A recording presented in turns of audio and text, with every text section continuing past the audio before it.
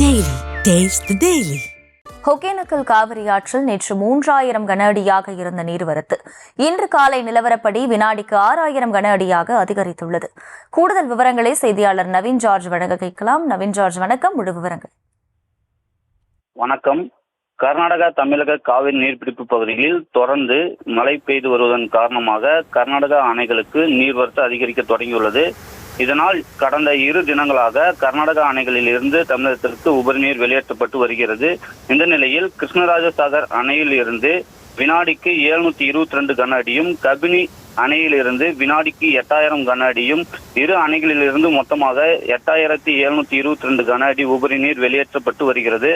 இந்த நீர்வரத்து இன்று காலை ஒகேனக்கல் காவிரி ஆற்றிற்கு வர தொடங்கியுள்ளது. நேற்று நிலவரப்படி வினாடிக்கு 3000 கன அடியாக இருந்த நீர்வரத்து இன்று காலை நிலவரப்படி வினாடிக்கு 6000 கன அடியாக நீர்வரத்து அதிகரித்துள்ளது.